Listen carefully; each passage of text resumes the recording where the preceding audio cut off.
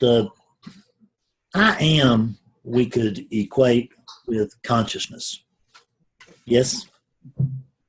In other words, I am is another way to state consciousness. Because what is I am saying? It's saying I am conscious. I am here. I am alive. So, I certainly have a sense of it because I have a sense of being. That's what it's really saying, is that I have a sense of being. I am. Well, a lot of times we teach provisional truths in Advaita, and not that I'm a true Advaita teacher, but I notice I'm not an Advaita teacher.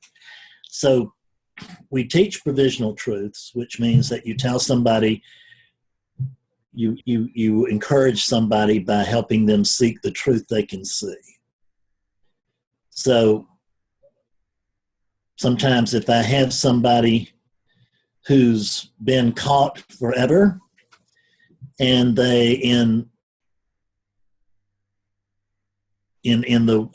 identification, and they break through to the initial witness, not the witness we're going to discuss, but the initial witness, which is that witness that still seems to have a place in space and time, and it seems to be watching the Fred unit very closely.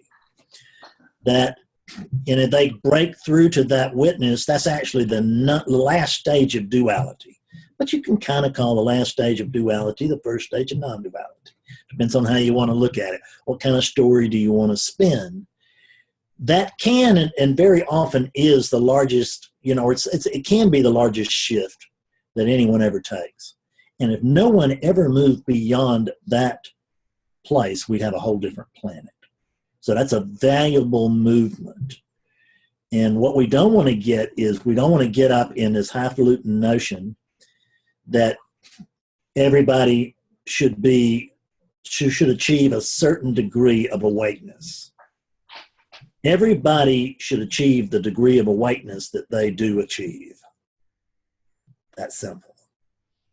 When you ever got a question, just run it past, compare your question to reality. People should be more awake than they are. Are they? No. Well, then guess what? They shouldn't be until they are. But when I say they shouldn't be, that's not negating the fact they might be in the next moment. So there's this I am. There's this sense of being. Sometimes when we first break through the second stage, typically in an awakening, from that witness state is into the state of seeing what we're not, which is, oh my God, there's no Fred after all. That's right. And that's a true seeing. And that is, generally speaking, the most important movement in a person's life. They may or they may not go beyond that. We hope that they do, if they do, but we don't hope that they do if they don't. But that shift, you can tell them, yes, that's it, because it is it. And there's some more. That's what you got to remember. These non-duality is not good about neat little packages. Well, it works like this and this and this, and you could just get this down, you'll have it. It just doesn't work like that. Non-duality is chock full of paradox. That's something we have to become careful with. Comfortable with. We have to become comfortable with the discomfort of dealing with paradox, because the mind wants to know. I had somebody this week. I had a very difficult awakening dialogue where the guy, I can't say I didn't do my job. He looked straight at me and said, "Oh God, I see. I am awakeness, and I'm already awake." And I said, "That's it." And then Bob came in and said, "But I'm not sure I understand that." No shit, Bobness. Right?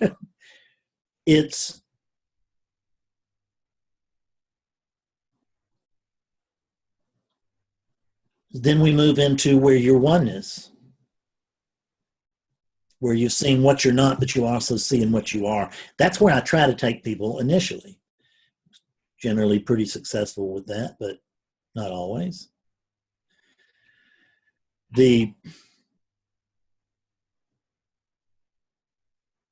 That's the truth.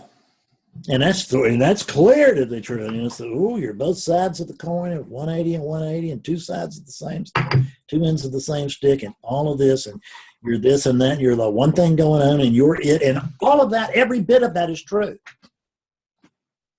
And that is the I am. That I am is, well, the I am has to know not only what it's not, it has to know I am. It doesn't know what's saying that. I can report that I am, but I can't report what I am. So I don't know what's reporting that I have a sense of being. But now here is the answer to your question at last. Something is reporting I have a sense of being.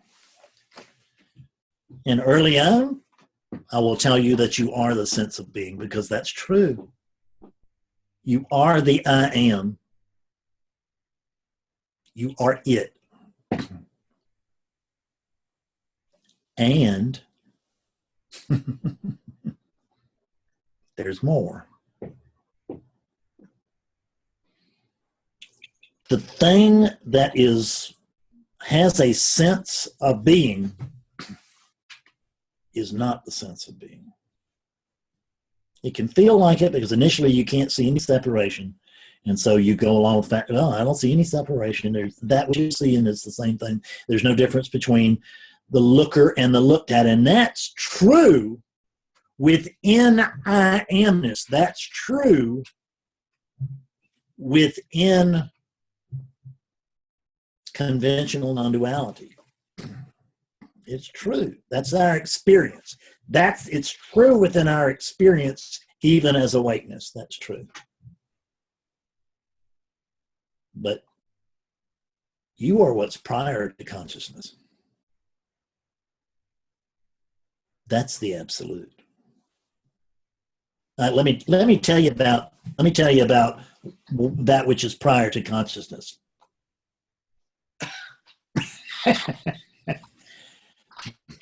There is nothing to say. It can't be talked about. It is beyond being and not being. It is the definition of paradox. Or really it's beyond paradox. There's nothing you cannot and Steve will never know this state any more than Steve can know awakeness. But here's the weird thing. I am can never know this state either.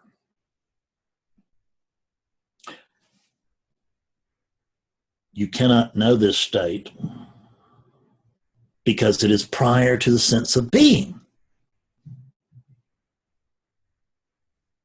But you not only can you be it, you can't not be it.